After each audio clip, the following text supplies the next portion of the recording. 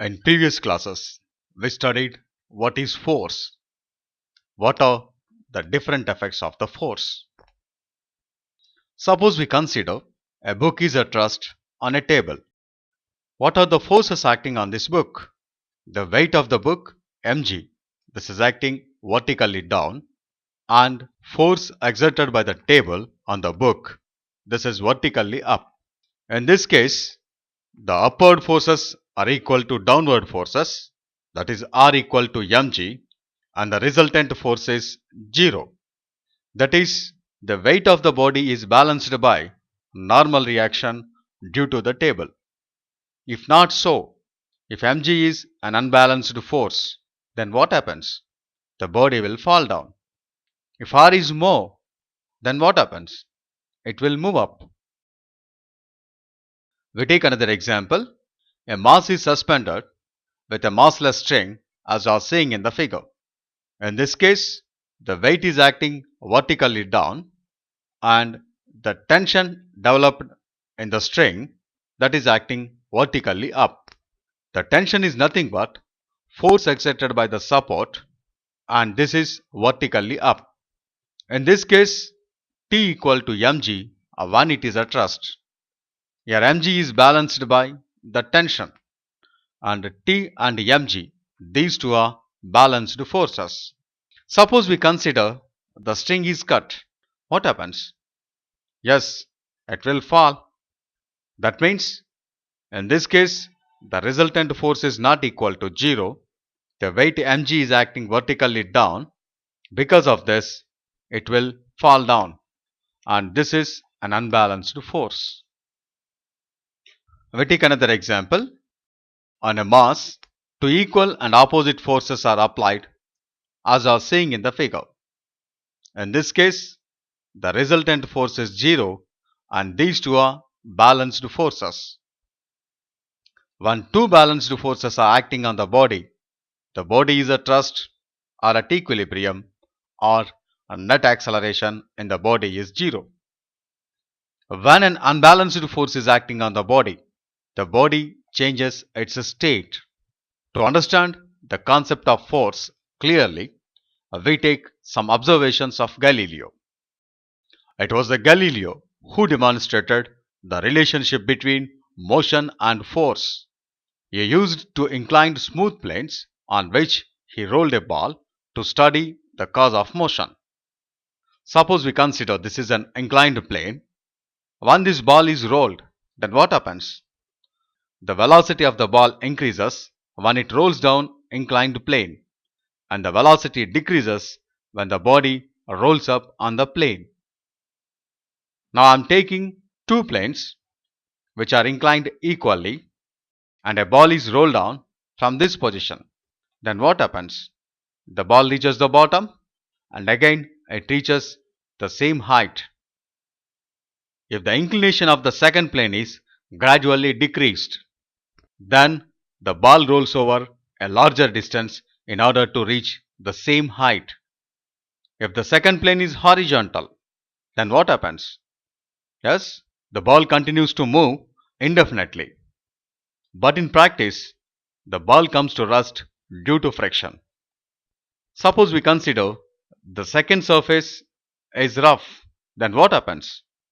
Then the ball would cover a less distance compared to first one. Now these are the observations done by the Galileo. Now from these observations, what we can conclude? The natural state of a body is not the state of rest. It is the tendency of the body to oppose change in its state of motion or rest. Later, the ideas of Galileo were taken by the Newton and he developed the first law of motion. Suppose we consider an object is stationary on a table. I want to move this object. What I have to do? Yes, have to apply some force. Either I have to push it or pull it. A bicycle is moving on a smooth road. Can you stop it? Yes, you can stop it with applying brakes. A ball is rest. You want to move this. Then what you have to do? Just you apply force it can move. A car is stationary. To move it, what we have to do? Yes, we have to apply some force due to its engine, or we have to apply some force manually. In all above examples, what we observed, every body remains in a state of rest or of uniform motion along a straight line unless and until it is compelled by an external force. That means to change the state of a body, we have to apply some external force. This is Newton's first law of motion. From this law, we can understand that to cause change in state of rest or motion in a body, an external unbalanced force is required. A body cannot change in its state as its own.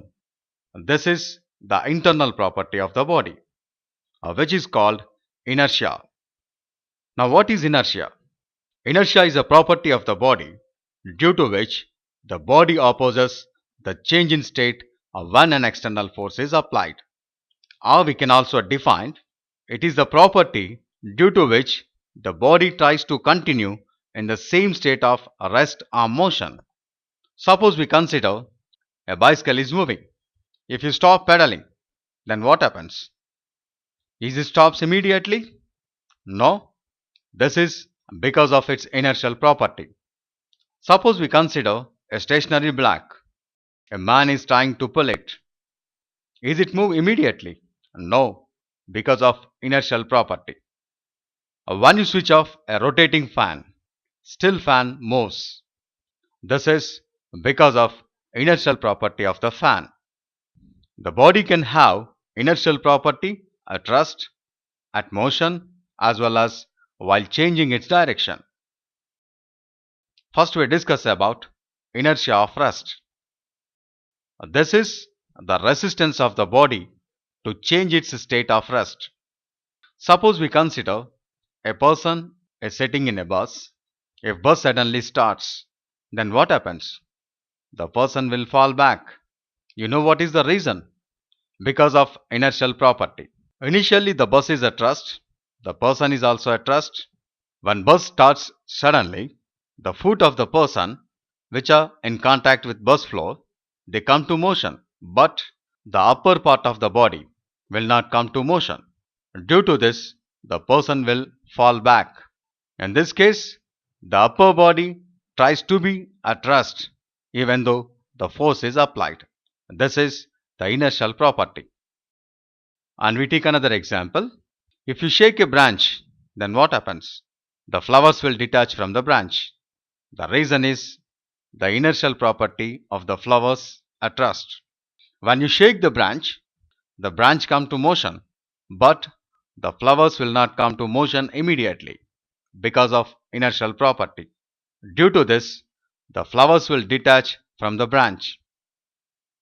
Now we take another example. You take a jar and place the marble on a paper as I was seeing in the figure. If you pull the paper suddenly, then what happens? Marble will fall into the jar. The reason is, even though the paper comes to the motion, because of inertial property, marble tries to stay there itself. These are some examples for inertia at rest. In this connection, I want to ask a question to you. Suppose if you fire a bullet towards a glass, what happens? It makes a hole in the glass, but it cannot break the glass completely. But if you throw a stone towards the glass, it can break the glass. Can you expect what is the reason? Okay, think over it. At the end of the class, we think about the reason.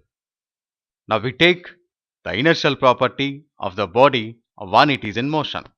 Inertia of motion. It is a tendency of a body to continue its motion. If a fan is rotating, if you switch off the fan, immediately the fan will not come to rest. This is due to the inertial property of the fan. An athlete is taking jump. What he has to do? Yes, he has to run for some time. This is to overcome the inertial property for this athlete, and this helps him to jump more distance. A person sitting in a bus. The bus is moving. When bus suddenly stops, then what happens? The person will fall front. The reason is due to inertial property of the person in motion.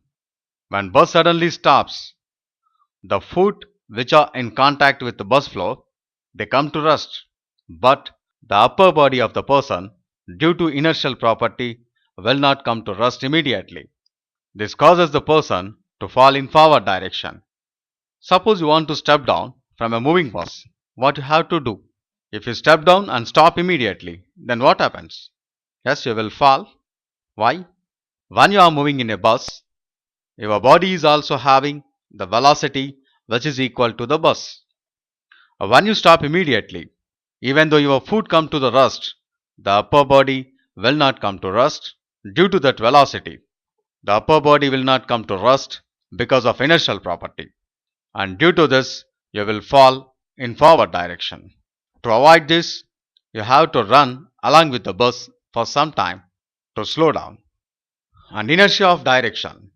It is the inability of a body to change its state of uniform motion along a straight line. Suppose you consider you are in a bus. When bus is taking a turn, then what happens? You will bend in original direction. This is due to the inertial property of direction. Even though the bus changes the direction, your body cannot change the direction immediately because of inertial property.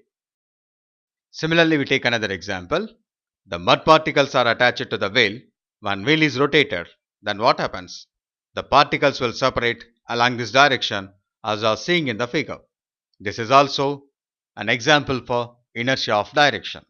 At this position, the velocity direction is along the tangential. Along the same direction, the mud particles will move. Now the question is how we can measure inertia. Suppose we consider a large block and a small block, which requires more force to get motion. The larger one requires more force. Already we discussed the force depends on the inertial property of the body. Thus, inertia depends on the mass of the body. Therefore, a mass is a measure of inertia. The conclusion of this topic is inertia is a property due to which the body tries to continue in its state, or due to this the body is having inability to change its state when an external force is applied, and it is measured in terms of mass. Finally, we can conclude that inertia, this is the property of the body due to which the body tries to continue in its state, that is state of rest or state of motion. This is nothing but the ability of the body to oppose the change in state when the force is applied.